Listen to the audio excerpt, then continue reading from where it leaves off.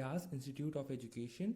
आज class 9th का topic है factorisation through middle term splitting. Mainly इसको स्कूल में स्प्लिटिंग द मिडिल टर्म या मिडिल टर्म स्प्लिट के नाम से जानते हैं। सीखते हैं कॉन्सेप्ट क्या है, करते कैसे हैं।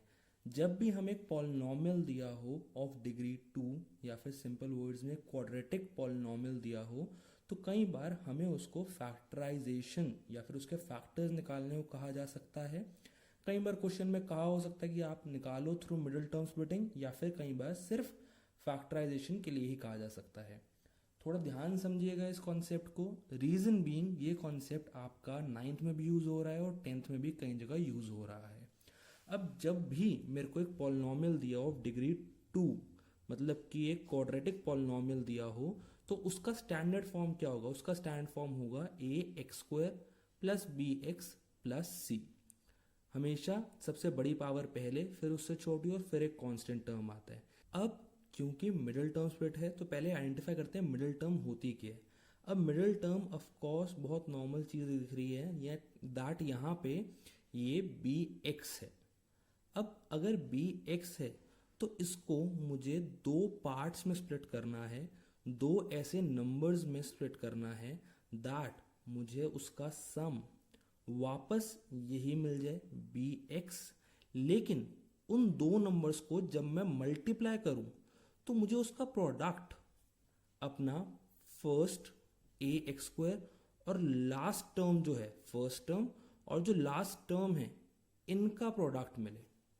मतलब कि लेट्स से अगर मैं कह रहा हूं मैं इनको बांट रहा हूं p और q में, मैं bx को स्प्लिट कर रहा हूं p और q में, तो मुझे p और q कुछ इस तरीके से चाहिए दैट अगर मैं p और q को प्लस करूं तो मुझे वापस bx मिल जाए, और अगर मैं p और q को मल्टीप्लाई करूं तो मुझे ax² मल्टीप्लाई बाय c करके जो मिलेगा दैट इज acx², मुझे ये मिल जाए। I repeat, middle term splitting किसे कहते हैं? फैक्टराइजेशन का एक मेथड है, एक कॉन्सेप्ट है जिसमें हम अपने क्वाड्रेटिक पॉलिनॉमियल की मिडिल टर्म कौन सी होती है? जिसके साथ x होता है, जिसके साथ x एसोसिएटेड होता है, वो टर्म जहां पे मेरा x होगा, x विद द पावर 1, उसको दो पार्ट्स में स्प्लिट करना है इस तरीके से। फॉर एग्जाम्पल अगर मैं कह रहा हूं p और q में स्प्लिट किया तो कुछ इस तरीके से स्प्लिट करना है दैट p और q को जब मैं ऐड करूंगा तो मुझे वापस यही bx मिल जाए, और जब मैं p और q को मल्टीप्लाई करूं तो मुझे प्रोडक्ट में ax² multiply by c that is first term और लास्ट टर्म को मल्टीप्लाई करके जो आ रहा है मुझे वो मिल जाए। इसको मिडिल टर्म स्प्लिटिंग कहते हैं। कुछ क्वेश्चंस करते हैं जिससे आपको थोड़ा बेटर समझ आए। फर्स्ट क्वेश्चन है 2x² प्लस 7x प्लस 3 की मुझे यहाँ पे मिडिल टर्म स्प्लिट करनी है, उसके फैक्टर्स निकालने हैं। फैक्टर्स क्या होते हैं एक बार जल्दी से रिवाइज करते हैं। फैक्टर्स मतलब जो मैं इसके फैक्टर्स निकालूंगा वो अगर मैं उस पॉलिनॉमियल से, उस नंबर से इसको डिवाइड करूं तो मेरा आंसर रिमाइंडर जो होगा वो 0 आएगा। आई रिपीट, फैक्टर क्या होते हैं एक बार रिवाइज कर रहे हैं। फैक्टर्स मतलब एक ऐसा नंबर, अगर यहाँ बात करूं तो एक ऐसा पॉलिनॉमियल कि अगर उस पॉलिनॉमियल से इस पॉलिनॉमियल को डिवाइड करूं तो मेरा रिमाइंडर आएगा 0। ये पॉलिनॉमियल उससे पूरी तरीके से डिविजिबल होगा। सो मेरे पास यहाँ पे जो क्वेश्चन है that is 2x² plus 7x plus 3। तो मिडिल टर्म क्या हो गई? यहाँ पे मिडिल टर्म मेरे पास हो गई 7x। 7x को मैंने दो पार्ट्स में स्प्लिट करना है कि मुझे प्लस करके वापस 7x मिल जाए, तो मुझे सम चाहिए 7x, लेकिन प्रोडक्ट क्या चाहिए? मुझे प्रोडक्ट चाहिए 2x² into 3 that is 6x²। तो अब मैं क्या करूंगा, बेस्ट तरीका क्या है करने का? 6x² चाहिए तो 6 के फैक्टर्स लिख दो। 6 कैसे कैसे मिल सकते हैं? 6 इंटू 1 या 3 इंटू 2। अब इन दोनों में से कौन से ऐसे नंबर्स हैं जिनको प्लस करके 7 और मल्टीप्लाई करके 6 आ जाएगा। 3 + 2 तो 5 आता है, लेकिन 6 + 1 7 आ जाता है। तो जो मेरी कंडीशन को सेटिस्फाई कर रहे हैं वो नंबर्स हैं 6x, 1x।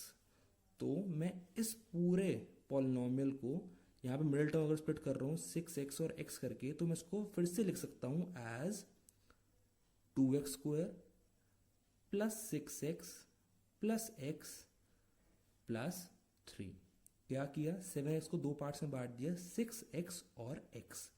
यहाँ पे मेरी मिडिल टर्म स्प्लिट हो गई है, लेकिन क्वेश्चन खत्म नहीं हुआ बिकॉज मुझे फैक्टराइज करना है, मुझे इसके फैक्टर्स निकालने हैं।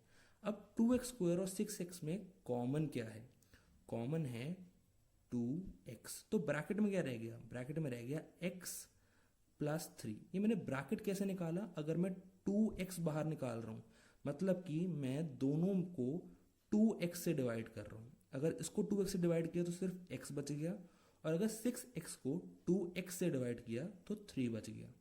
अब अगला स्टेप थोड़ा ध्यान समझिएगा। अगर एक ब्रैकेट में x + 3 आ गया, मुझे दूसरे ब्रैकेट में भी x + 3 ही चाहिए, तभी मैं फैक्टराइज कर पाऊंगा। मैं क्या नंबर ऐसा बाहर लूँ कि ये x + 3 आ जाए, नंबर विल बी +1।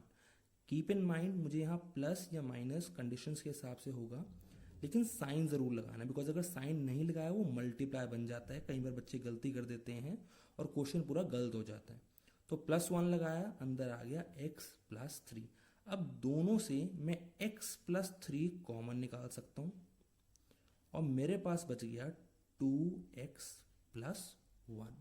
तो मैंने 2x² + 7x + 3 को फैक्टराइज कर दिया और मेरे फैक्टर्स निकले हैं x + 3 एंड 2x + 1। कैसे किया, मिडिल टर्म ली, उसको इस तरीके से स्प्लिट किया दैट सम मुझे वापस 7x मिले और प्रोडक्ट मुझे फर्स्ट टर्म और लास्ट टर्म का प्रोडक्ट मिले, that is 6x²।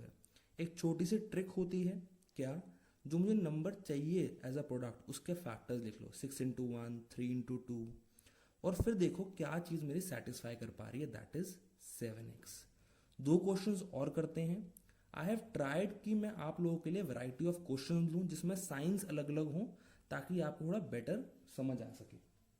Second question पे आते हैं। क्वेश्चन सेज 3x² - 5x + 2 मुझे दिया हुआ और मुझे इसको फैक्टराइज करना है, मुझे इसमें मिडिल टर्म स्प्लिटिंग करनी है।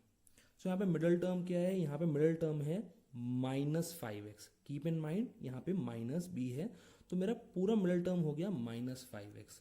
तो मुझे -5x को 2 पार्ट्स में स्प्लिट करना है इस तरीके से कि मुझे सम मिल जाए -5x और प्रोडक्ट, फर्स्ट टर्म क्या है, फर्स्ट टर्म है 3x² और लास्ट टर्म है 2, तो मुझे प्रोडक्ट मिल जाए +6x²। अब यहाँ पे ध्यान समझना है दैट सम माइनस में चाहिए और प्रोडक्ट प्लस में चाहिए। तो ऐसे क्या कंडीशन हो कि मुझे प्रोडक्ट प्लस में मिले और सम माइनस में, ये सिर्फ तब हो सकता है जब मेरे दोनों ऐसे नंबर्स, दोनों टर्म जिनमें स्प्लिट कर रहा हूँ वो माइनस में हो, सिर्फ तभी मुझे प्रोडक्ट प्लस में और सम माइनस में मिलेगा। सो अब अगेन वही ट्रिक लगाते हैं। यहाँ पे 6 है तो 6 के फैक्टर्स क्या हैं, +6 के लिए 6 × 1 -6 × -1, 3 × 2 -3 -2। तो ऐसे 2 नंबर्स जो मुझे प्लस करके -5x दे सकें, that is -3 and -2। So -5x को मैं स्प्लिट कर लूंगा -3x और -2x में।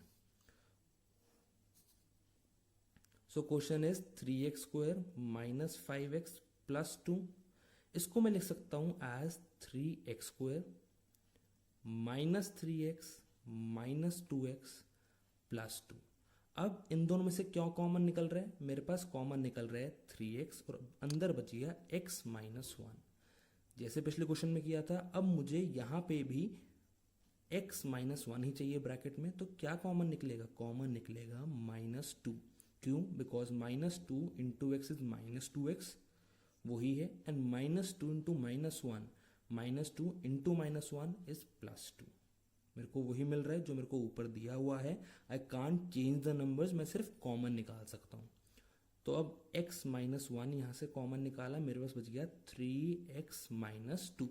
सो 3x square minus 5x plus 2 के फैक्टर्स हैं x minus one and 3x minus two. आगे चलते हैं, यहाँ पे दोनों ही मेरे पास b का जो साइन है और c का साइन है वो भी माइनस में है।